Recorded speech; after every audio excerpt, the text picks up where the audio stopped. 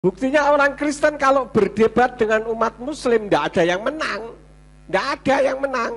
Menangnya menang dipaksakan, apalagi para murtadin. Ya, memangnya kalau tidak menggunakan kata Allah, kenapa?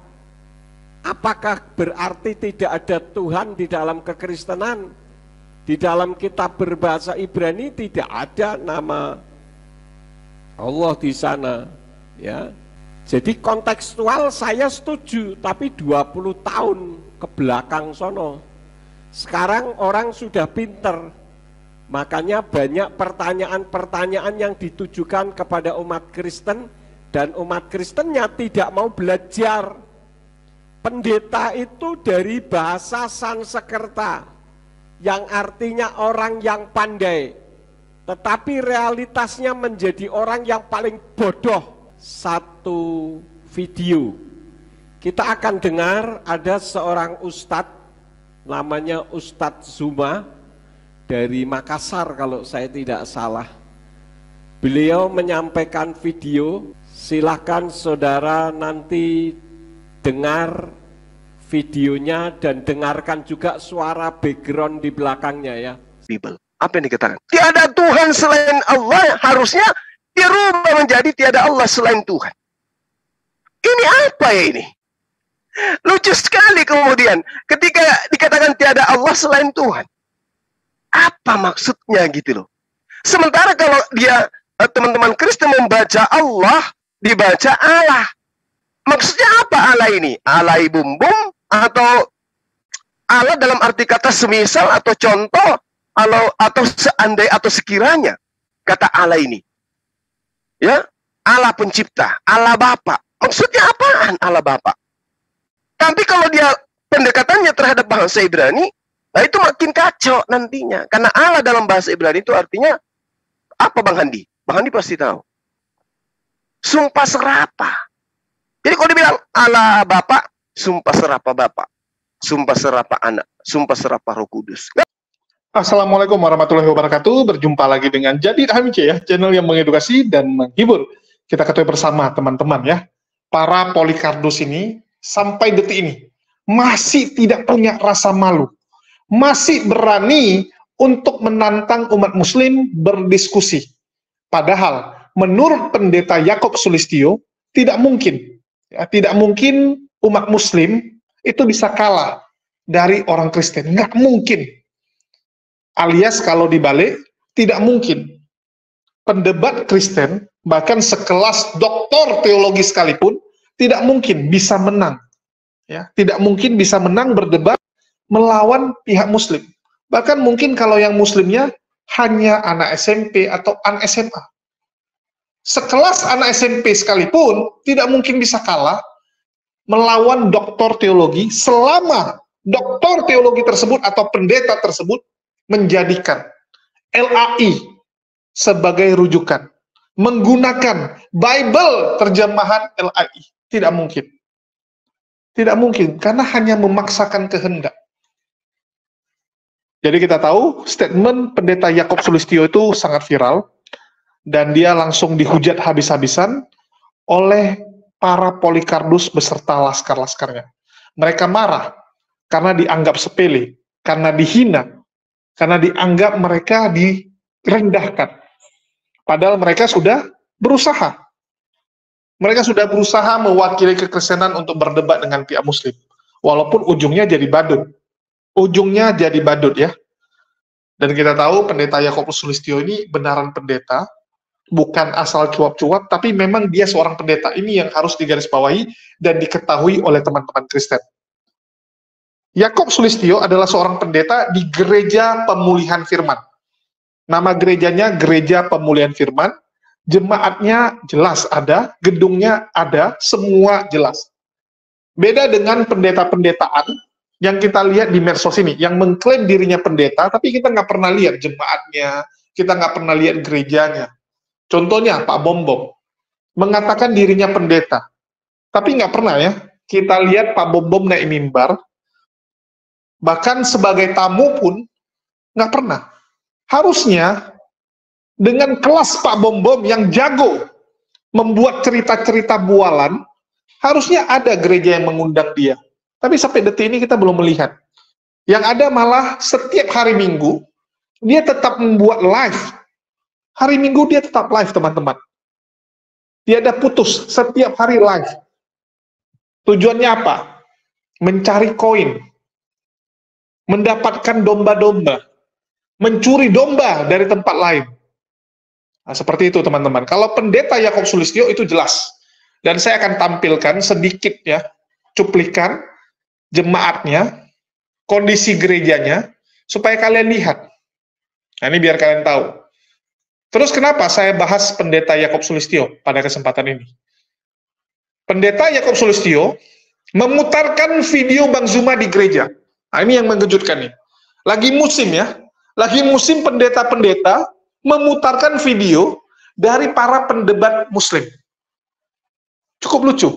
Kita tahu bagaimana pendeta Mel Atok mengajak nobar jemaatnya, mengajak nobar video Kodondi dan Ustadz Kenama. Terus pendeta Risuli Lubis nggak mau kalah, ikutan nobar video Ustadz Felix Xiao, terus juga Kodondi, Bang Zuma gitu. Dan kali ini pendeta Yakob Sulistyo juga ikut nobar, ikut mengajak jemaatnya nobar. Tetapi ada perbedaannya. Nah, ini yang seru nih teman-teman.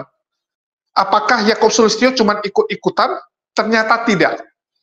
Ternyata tidak. Kalau pendeta yang lain memutarkan video Bang Zuma untuk dikomentari, untuk dikomplain, seakan-akan mereka bisa menjawab pertanyaan Bang Zuma, seakan-akan mereka bisa mengalahkan Bang Zuma dalam diskusi. Padahal nggak berani debat secara langsung. Cuman berani sama videonya. Seakan-akan dia yang paling ngerti, seakan-akan lawan Bang Zuma selama ini adalah orang Kristen awam yang tidak ngerti kekristenan. Ini merendahkan Kristen-Kristen yang pernah berdebat dengan Bang Zuma. Kita lihat Risuli Lubis, kalau ngomong apa? Kalau saya yang ditanya, saya akan jawab seperti ini. Maka si Zuma akan terdiam. Halo? Anda meremehkan Pak Bom-Bom, Erben, Sofiatul, dan sebagainya. Seakan-akan Anda lebih pintar dari mereka. Itu yang ngaco. Padahal diajak berdebat, nggak pernah mau. Risuli Lubis berkali-kali ditantang debat oleh Bang Zuma, berkali-kali juga kabur. Ini biar teman-teman Kristen, terutama pendukung Risuli Lubis sadar dan tahu. Biar kalian tahu. Jadi pendeta-pendeta ini yang memutarkan video-video para pendebat apologet Muslim, itu cuma modal bacot. Modal bacot, termasuk pendeta Mel Atok. Tapi alhamdulillah, setelah kita kompor-kompori setiap hari, pendeta Mel Atok akhirnya berani untuk berdebat dengan Kodondi yang rencananya akan diadakan bulan Juli. Ya, yang rencana akan diadakan bulan Juli di Bali. Bagi teman-teman yang domisili di Bali atau sekitaran, siap-siap. Bulan Juli kita nobar, kita pergi menonton Kodondi melawan pendeta Mel Atok. Seru. Dan saya pastikan, insya Allah saya hadir. Ya, insya Allah saya hadir, karena memang saya pendukung pendeta Mel Atok. Nah, saya dukung Mel Atok. Dukung dalam artian apa? Saya dukung supaya dia jangan pingsan. Jadi kita akan dukung supaya dia jangan pulang dengan terlalu memalukan. Oke? Terus kita kembali. Pendeta Yakob Sulistyo memutarkan video Bang Zuma di gerejanya. Apakah tujuannya sama? Untuk mengolok-ngolok, untuk mengejek video Bang Zuma? Ternyata tidak. Ini berbeda ya. Yakob Sulistyo berbeda. Bagaimana? Kita saksikan dulu videonya ya. Sudah berdoa dan mengucap syukur. Haleluya. Semua yang percaya katakan amin. Silakan duduk. Bapak Yahweh memberkati. Ya, Bapak Ibu saudara sekalian, pada saat ini saya akan membawakan firman yang saya beri judul Yesus bukan Allah. Ketika saya pertama kali membuat buku yang berjudul Yesus bukan Allah, banyak pendeta-pendeta yang ngamuk, ngawur saja katanya. Tentu saja saya tidak ngawur, saya menyampaikan berdasarkan data. Dan pada saat ini ketika saya menyampaikan firman, saya bertumpu kepada satu video. Kita akan dengar ada seorang ustadz, namanya Ustadz Zuma, dari Makassar kalau saya tidak salah. Beliau menyampaikan video, silahkan saudara nanti dengar videonya dan dengarkan juga suara background di belakangnya ya, silakan. Layaknya orang Islam tidak pernah berdebat dengan Hindu Buddha. Gak pernah. Kenapa? Karena mereka tidak menyentuh apa yang menjadi esensi di dalam Al-Quranul Karim. Berbeda dengan Kristen. Prinsip-prinsip akidah, tauhid yang menjadi landasan Islam, itu semuanya diambil dan didudukkan pada perkara yang tidak seharusnya. Nah, inilah yang menyebabkan dialog itu terjadi. Andai saja lembaga lain Indonesia percaya diri kemudian mendudukkan apa yang ada di dalam kitabnya berdasarkan asal-usulnya, maka tidak ada debat. Tidak ada debat. Kenapa ada debat? Yesus dikatakan anak Allah. Pada mulanya adalah firman. Firman itu bersama-sama dengan Allah. Firman itu adalah Allah. Firman itu adalah Allah. Allah itu telah menjadi manusia. Itu bajingan, Bang. Bajingan. Tetapi saudara Kristen tidak pernah sadar itu, betapa mereka menghinakan saudaranya sendiri. Apa susahnya menggunakan kata Theos? Apa susahnya menggunakan kata Tuhan? Apa susahnya menggunakan kata Yahweh? Kenapa harus Allah? Ngomong apa Nah, coba Anda lihat bagaimana kitab saudara. Kesana kemari tanpa arah, kelimpungan mencari jati diri yang sebenarnya. Ini wujud tidak ada kecintaan terhadap kitab itu. Al-Quran mau dibawa kemanapun, mau sampai ke negara yang paling benci terhadap Islam sekalipun, Al-Quran tetap menggunakan bahasa aslinya. Kenapa? Karena inilah yang dikatakan oleh Allah, kami yang mewahyukan, kami juga yang akan menjaganya. Poin ini saja, tidak ada kekuatan di atas muka bumi yang bisa membantah, Bung. Itu esensi loh. Itu esensi. Ketika dikatakan di dalam kitab saudara, segala yang diilhamkan oleh roh itu adalah firman, itu adalah pengajaran dan seterusnya. Tapi pembuktiannya mana? Apa iya yang dituliskan oleh lembaga lain Indonesia itu dituliskan berdasarkan roh Tuhan? Tidak. Itu dituliskan atas pengetahuan terhadap terjemahan yang lebih tua, bukan karena ilham. Lalu mana kitab sucinya yang diterima langsung dari Tuhan? Bagaimana saudara-saudara? Saudara dengar suara yang ada di belakangnya? Itu kira-kira suaranya siapa, saudara-saudara? Halo? Itu suaranya orang-orang Kristen yang tidak terima dengan perkataan dari Ustadz Zuma. Ya. Kenapa? Karena yang dibahas oleh Ustadz Zuma itu di dalam Yohanan atau Yohanes 1 ayat yang ke-1. Yohanes 1 ayat yang ke-1 di dalam kitabnya Yayasan Lembaga Alkitab Indonesia dikatakan pada mulanya adalah firman. Firman itu bersama-sama dengan Allah dan firman itu adalah Allah. Ya. Ini dari Yayasan Lembaga Alkitab Indonesia.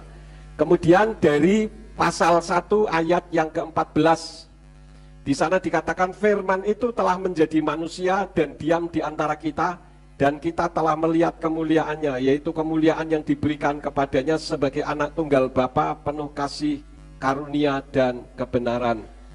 Dan satu lagi di dalam kitab Matius 16 ayat yang ke-16 yang mengatakan, maka jawab Simon Petrus, engkau adalah Mesias, anak Allah yang hidup. Ini yang dibahas oleh Ustadz Zuma. Nah sekarang kita lihat bagaimana kitab suci kita di dalam kitab berbahasa Ibrani. Di dalam Yohanan 1 ayat yang ke-1 di sana bacanya dari kanan ke kiri, ya. Ini kalau dibaca Beresit haya hadafar, wa hadafar haya et ha Elohim, wa hu hadafar haya Elohim. Ada Allahnya tidak, saudara? Ada Allahnya tidak? Tidak ada. Nah, kalau itu terjemahannya yang benar adalah pada mulanya ada firman itu. Beresit itu pada mulanya, haya ada, hadafar, dafar itu. Dafar itu adalah firman yang hidup. Jadi bukan sekedar firman, tetapi firman yang hidup. Siapa firman yang hidup itu? Yeshua HaMashiach. Jadi terjemahannya, pada mulanya ada firman itu atau dafar itu. Dan firman itu atau dafar itu bersama Elohim. Dan firman itu atau dafar itu Elohim. Jadi kesimpulannya, firman itu atau dafar itu adalah Yeshua. Dan Yeshua itu Elohim, saudara-saudara. Kemudian Yohanan 1 ayat 14. Ini bunyinya ya. Wahadafar lafaz basar wa yiskon betokenu wa et kavodo rainu kikfot ben yakit la'aviv mali keset wa emet. Ini kalau diterjemahkan kata per kata. Tetapi terjemahan yang sudah saya jadikan kalimat bunyinya, dan firman itu menjadi daging dan diam di antara kita, dan kita telah melihat kemuliaannya, kemuliaan yang sama seperti yang diberikan dari Bapa, penuh kasih karunia dan kebenaran. Jadi menurut Yohanan 1 ayat yang ke-14, firman, yaitu firman yang hidup, adalah Yeshua menjadi daging, yaitu seperti manusia.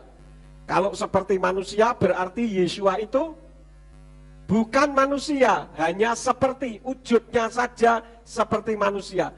Tetapi dia adalah firman yang hidup itu. Dan firman yang hidup itu siapa tadi? Elohim. Elohim itu hanya satu, yaitu Yahweh. Kalau ayat ini sama dengan ayat Yayasan Lembaga Alkitab Indonesia, tidak ada Allahnya. Yang ada adalah di dalam Matius 16 ayat 16. Wayaan Simon Petrus wa yomar atahu Hamasya ben Elohim Chayim. Ini kalau diterjemahkan kata per kata. Dan dia menjawab, Simon Petrus, dan dia berkata, engkau dia Mesias putra Elohim hidup. Kalau diterjemahkan dalam bentuk kalimat, dan Simon Petrus atau Kepa menjawab, engkaulah Mesias atau Hamasya putra Elohim yang hidup. Ada Allahnya tidak, saudara-saudara? Tidak ada. Jadi kalau umat Kristen itu, tadi Ustadz Zuma katakan pede atau percaya diri dengan kitabnya. Kalau menurut saya ini bukan kasus percaya diri atau tidak percaya diri, tetapi adalah karena berdasarkan untuk penginjilan, ya, kontekstual. Ada orang mengatakan begini, Pak Yakub menyalahkan kontekstual, tidak? Saya katakan tidak. Tetapi itu 20 tahun ke belakang sono. Kalau sekarang sudah tidak bisa kontekstual lagi. Buktinya apa? Buktinya orang Kristen kalau berdebat dengan umat Muslim tidak ada yang menang. Tidak ada yang menang. Menangnya menang dipaksakan. Apalagi para murtadin. Ya. Memangnya kalau tidak menggunakan kata Allah, kenapa? Apakah berarti tidak ada Tuhan di dalam kekristenan? Di dalam kitab berbahasa Ibrani tidak ada nama Allah di sana, ya. Jadi kontekstual saya setuju, tapi 20 tahun ke belakang sono. Sekarang orang sudah pinter. Makanya banyak pertanyaan-pertanyaan yang ditujukan kepada umat Kristen, dan umat Kristennya tidak mau belajar.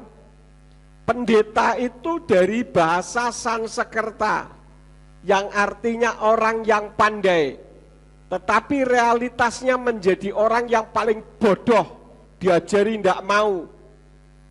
Kenapa? Karena merasa pinter.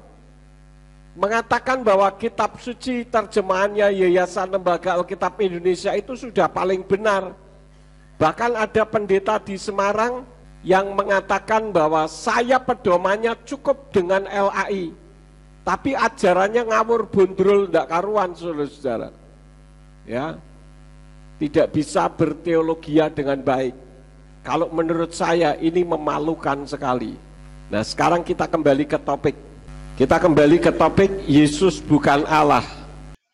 Ya, teman-teman sudah saksikan ya. Jadi memang gerejanya ada dan bagaimana dia mengajak nobar. Tapi di sini dia setuju dengan apa yang Bang Zuma sampaikan. Nah, ini yang berbeda. Dia memutarkan video Bang Zuma supaya orang-orang Kristen tahu, supaya jemaatnya tahu kenapa umat Muslim sampai detik ini terus Ya, terus melawan fitnahan Polycarpus, terus bersuara, meminta orang-orang Kristen menghapus kata Allah, menghapus istilah-istilah Islam dari Bible. Jadi orang Kristen Indonesia harusnya sadar, seperti yang dibilang oleh Pendeta Yakob. Cuman masalahnya sampai detik ini nggak sadar-sadar, kita juga nggak tahu kenapa. Udah jelas-jelas kalau kalian tuh mencomot kata Allah dengan tujuan yang kurang baik. Dengan tujuan apa? Untuk misi penginjilan, supaya bisa mengelabui saudara-saudara muslim kita yang awam. Kalian meminta revisi. Kata Isa itu diganti jadi Yesus. Kenaikan Yesus Kristus. Jangan lagi kenaikan Isa Al-Masih. Kalau begitu, kenapa Bible kalian nggak minta revisi? Kenapa?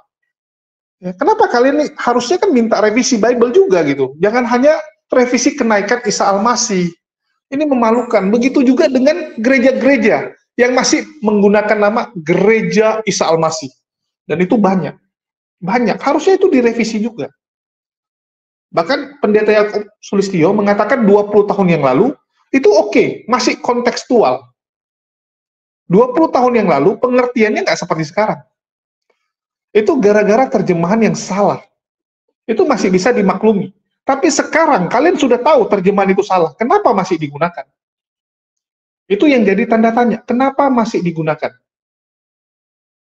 Pendeta, itu seharusnya disematkan kepada orang yang paling pintar di kelompok tersebut. Karena artinya dari bahasa Sanskerta, orang yang paling mengerti. Sedangkan kalau sekarang, pendeta itu menjadi orang yang paling bodoh. Karena mereka diajari nggak pernah mau. Bebal. Ya, bebal mereka, teman-teman. Karena mereka merasa paling pintar. Nah, itulah tabiat orang-orang sekarang, teman-teman. Yang pintar sedikit, yang sok pintar banyak. Yang sok pintar banyak. Dan kita berterima kasih dengan Pendeta Yakob Sulistyo yang kembali meluruskan ini. Supaya kalian tahu, teman-teman. Supaya kalian sadar dan tahu. Dan ini sangat memalukan. Ini sangat memalukan, teman-teman. Kita berterima kasih, Pendeta Yakob memutarkan video Bang Zuma, sehingga banyak orang-orang Kristen tentunya yang akan belajar, akan menonton video tersebut dan mencari video-video Bang Zuma yang lain. Akan mencari video Bang Zuma yang lain. Dan saya akan tampilkan ya, pernyataan keras dan tegas dari Bang Zuma mengenai bahwa dia dan juga para apologet Islam tidak akan pernah berhenti meminta pihak Kristen untuk menghapus kata Allah dari kitab kalian. Karena itu jelas penghinaan, itu jelas penghujatan kepada Tuhannya umat muslim. Yang dilakukan oleh teman-teman Kristen, itu menghujat agama kami. Dengan menyatakan bahwa Allah itu adalah title, adalah gelar, bukan nama. Itu udah penghinaan. Bahkan ada upaya ingin mengatakan apa? Tiada Allah selain Tuhan, selain Yesus. Apa-apaan itu? Ya. Kita tahu bahwa teman-teman Kristen memang berniat mendegradasi istilah Allah, sehingga kesannya itu agama Islam ada di bawah. Bahkan kita tahu, mereka mengatakan apa? Ada Allah-Allah lain. Seakan-akan Allah itu hanyalah title, hanyalah seperti dewa gitu kan. Allah itu ya dewa gitu. Ada Allah-Allah lain, ada dewa-dewa lain. Nah, ini kan satu hal yang sangat keliru dan melukai, mencederai umat muslim. Itulah kenapa kita terus bangkit berdiri untuk melawan mereka. Dan yang paling konyol, bahkan CP ya, seorang penghujat internasional yang menjadi junjungan dari para laskar Polycarpus dan Polycarpus, mereka menganggap bahwa CP itu panglima terdepan dalam apologet Kristen, padahal dalam Polycarpus. Saya rasa teman-teman Kristen, kalau saya sebut CP atau Christian Prince, kalian tahu. Ya, kalian pasti tahu, dan ini Christian Prince yang ada di luar ya, yang bisa bahasa Arab. Bukan CP Indonesia yang KW, enggak. Bukan yang KW. Itu pun KW-nya entah KW keberapa soalnya. Ini Christian Prince yang asli. Christian Prince saja bilang, ya, kalian silakan cek. Christian Prince saja mengatakan, orang Kristen Indonesia ini ada gilanya. Masa mereka menyembah Tuhannya umat muslim?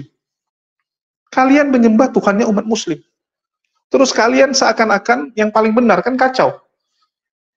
Allah itu Tuhannya umat muslim. Bahkan di kitab kalian apa? Yang membangkitkan Yesus adalah Allah. Nah, itu kan ngawur gitu. Ngawur. Kapan Allah membangkitkan Yesus? Yesus nggak pernah mati di kayu salib, sehingga nggak perlu dibangkitkan. Kalau menurut iman umat muslim. Jadi kalian memelintir seakan-akan terjadi yang namanya penyalipan itu. Di versi kalian memang ada penyalipan, di versi kami tidak ada. Jadi jangan dipelintir seakan-akan Allah membangkitkan Yesus yang mati di kayu salib. Itu nggak benar. Kenapa tidak pede menggunakan Tuhan sendiri? Elohim atau Theos. Kembali kepada teks aslinya. Kenapa tidak menggunakan Theos? Kenapa Elohim, Yahweh, ditranslate jadi Allah? Kenapa? Itu yang selalu dipertanyakan oleh Bang Zuma, dan kita dengar ya pernyataan keras dari Bang Zuma. Jadi teman-teman, kita memahami bahwasanya terkait dengan original teks kitab teman-teman kita Kristen itu kan bahasa Yunani.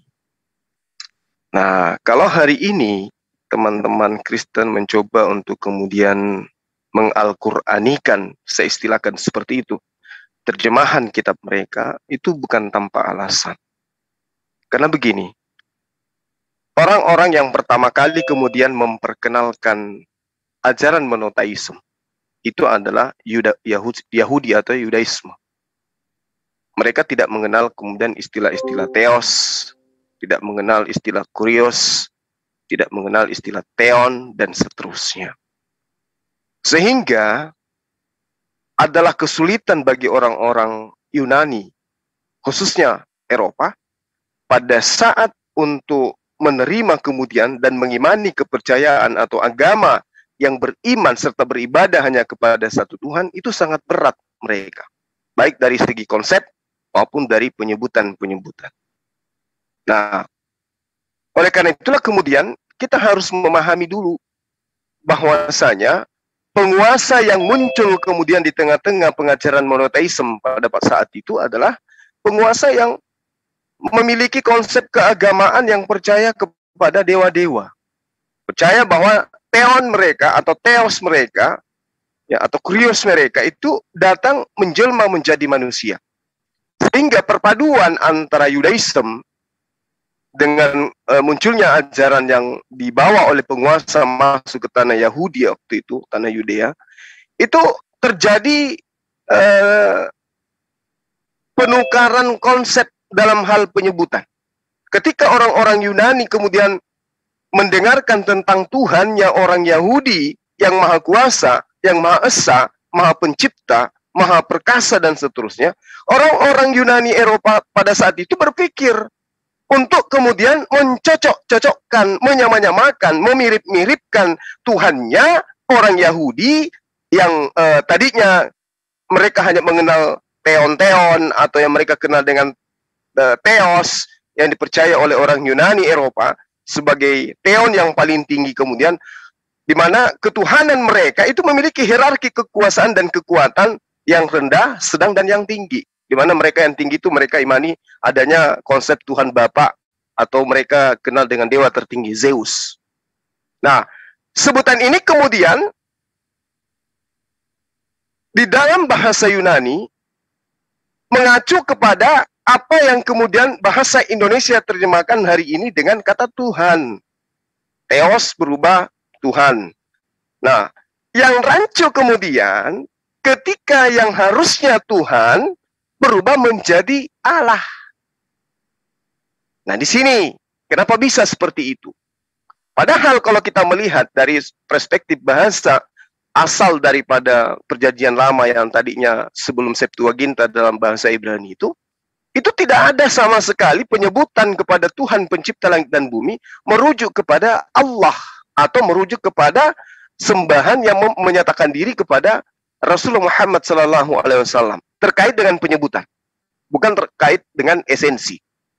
Nah, jadi gini, ketika lembaga kitab ya yang kemudian mengatasnamakan induk daripada penerjemah daripada kitabnya teman Kristen melakukan satu tindakan yang cukup berani untuk menerjemahkan kitab mereka dengan menggunakan bahasa Al-Quran, disinilah kerancuannya yang muncul. Ya, sangat-sangat kemudian mengganggu kita sebagai seorang muslim. Contoh, adanya kata Allahku, Allahmu, apalagi Allah kita. Itu sangat mengganggu. Allah Israel. Itu mengganggu umat Islam karena kaidah itu sangat bertentangan dengan kaidah Quran dan bertentangan dengan pemahaman kita terhadap Allah. Tidak ada kemudian itu konsep di dalam Al-Quran Allahku, dan tidak ada juga di dalam konsep orang Yahudi Allahku, yang ada Elohai dalam bahasa Ibrani, atau ilahku atau ilahi dalam bahasa Ibrani, dalam bahasa Arab. Nah, tapi yang muncul kemudian apa? Allahmu, seakan-akan ada di dalam pemahaman orang Arab Allahuka. Padahal itu tidak ada. Yang ada adalah ilahuka, atau dalam bahasa Ibraninya Eloheka atau Elahaka. Jadi tidak sepadan, tidak ada sinkronisasi antara bahasa Ibrani diterjemahkan ke dalam bahasa Indonesia, larinya kepada Allahku, larinya kepada Allahi. Itu nggak ada orang Islam yang pernah mengatakan Allahi, atau orang Indonesia mengatakan Allahuka. Nggak ada. Yang ada ilahuka atau ilahi atau ilah dalam bahasa Ibrani Elohai. Atau Allah kita, itu juga nggak ada. Allahuna. Belum pernah saya mendengarkan ada orang yang mengatakan Allahuna. Itu nggak ada. Yang ada ilahuna. Atau bahasa Ibraninya Eloheinu. Eloheinu. Atau mereka mengatakan Allah Israel. Itu sebenarnya nggak ada. Itu penistaan sebenarnya terhadap Allah. Tidak ada dalam Al-Quran atau penutur bahasa Arab yang mengatakan Allahu Israel. Itu tidak ada. Yang ada Ilaha Israel atau Elohei Israel. Nah, ini yang kemudian yang harus dipahami oleh teman-teman Kristen yang awam, bahwa ini adalah tindakan yang menistakan ajaran Islam. Karena kata Allah itu tidak bisa diterjemahkan ke dalam bahasa manapun. Tidak bisa dijadikan sebagai kata ganti atau suatu kata yang kemudian disandingkan dengan gelar umum seperti ilaha. Kenapa? Karena kata Allah itu hanya diperuntukkan untuk Sang Pencipta alam semesta. Sedangkan ilaha, ya, itu untuk umum, bisa untuk berhala malah. Nah, ini yang perlu dipahami terlalu jauh. Ada lagi yang lebih gila lagi ya. Di dalam terjemahan lembaga kitabnya teman-teman Kristen.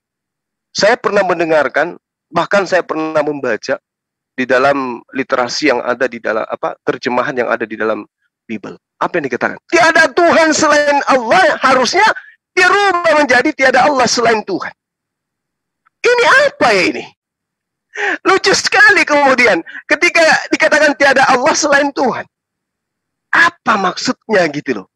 Sementara kalau dia teman-teman Kristen membaca Allah, dibaca Allah.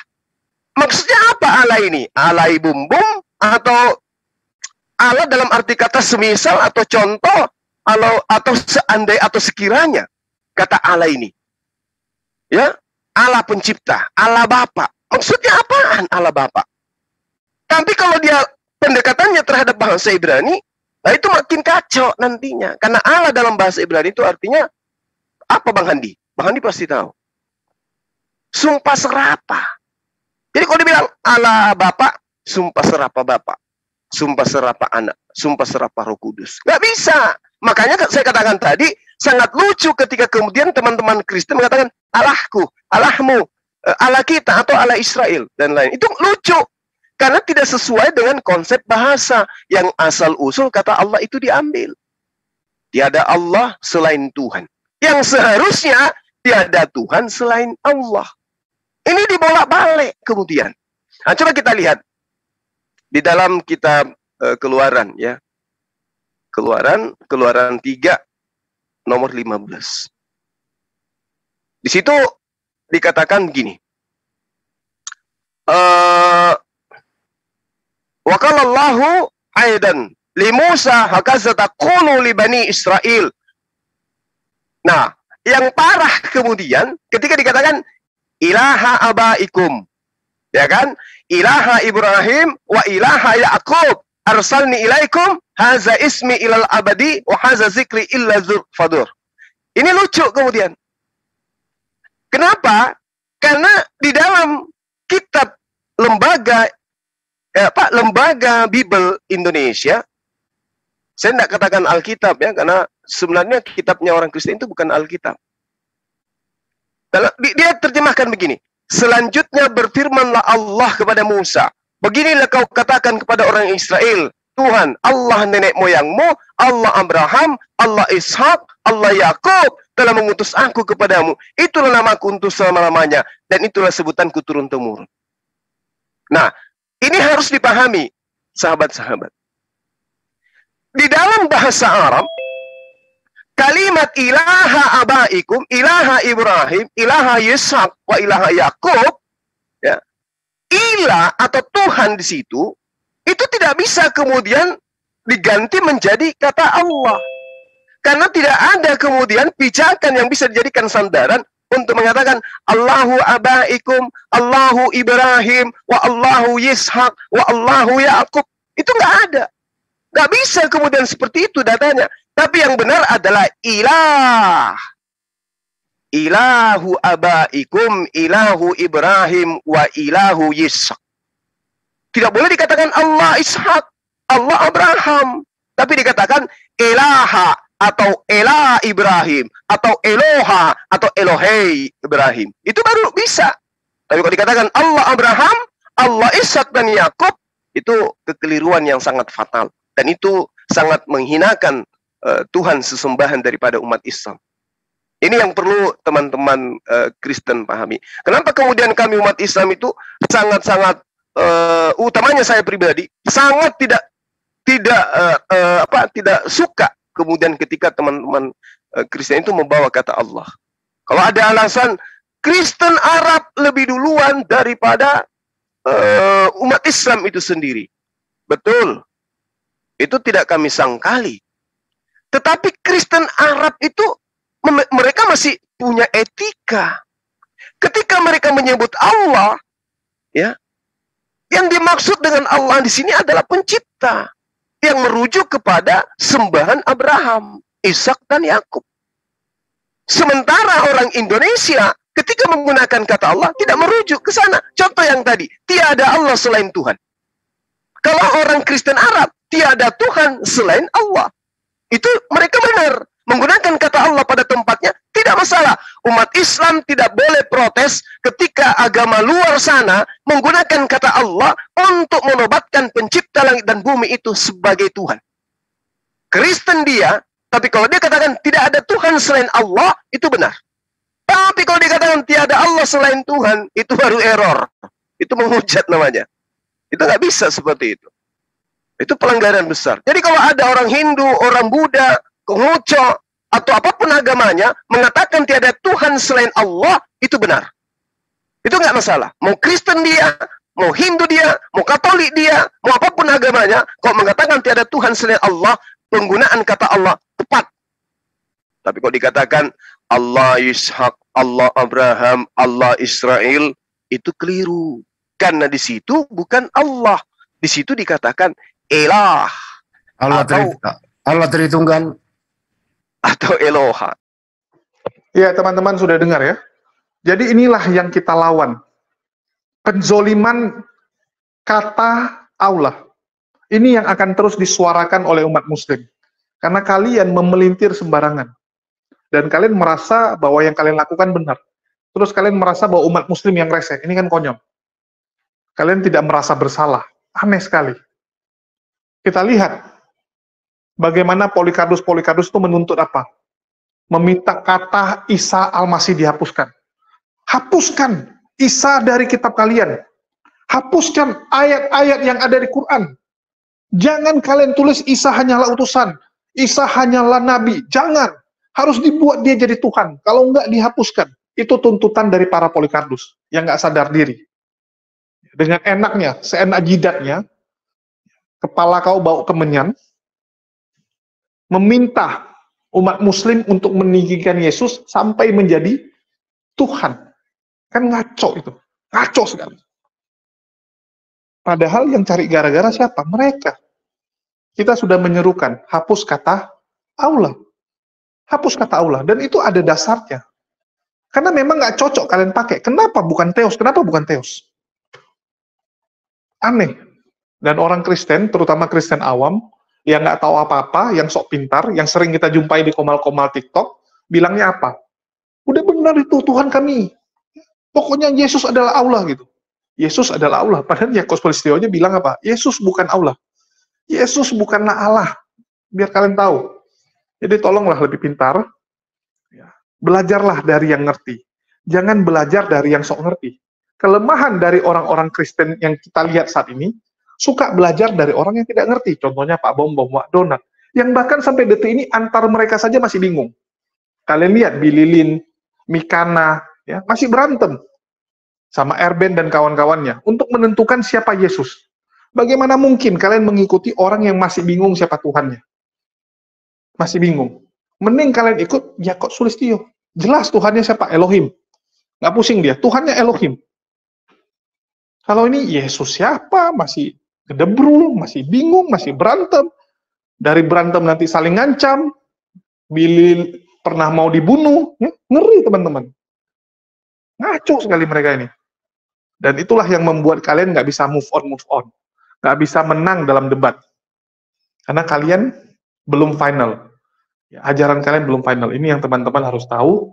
Dan semoga teman-teman Kristen yang menonton ini ya, bisa memilih guru yang benar, jangan lagi mengikuti Polikardus yang nggak ngerti sebenarnya Tuhan mereka siapa.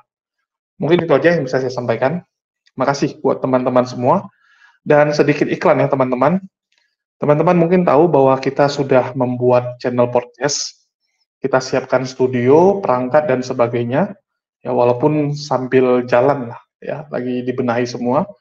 Dan channel yang kita gunakan itu adalah Kisah HMJ, tetapi Kisah HMJ tidak diterima monetisasinya, sehingga kita akan geser ke HMJ News. Jadi bagi teman-teman yang belum mensubscribe channel ini, jangan lupa di-subscribe ya, HMJ News. Dan juga jangan lupa mendukung channel terbaru dari Uniriva, Sri Kandi Muslim Menampol. Masih susah untuk dicari, ya, dari menu pencarian masih susah, tapi kalian bisa cari dari Jadid HMJ, seperti ini. Ya, kalian lihat di komunitas kita ada taruh ya, videonya. Uniriva menjawab fitnah kafir. Oke? Mungkin itu aja yang bisa saya sampaikan. Makasih buat teman-teman semua yang udah nyimak dan mendukung channel ini. Makasih buat semuanya. Di akhir kata saya ucapkan wassalamualaikum warahmatullahi wabarakatuh. Sampai jumpa di lain kesempatan.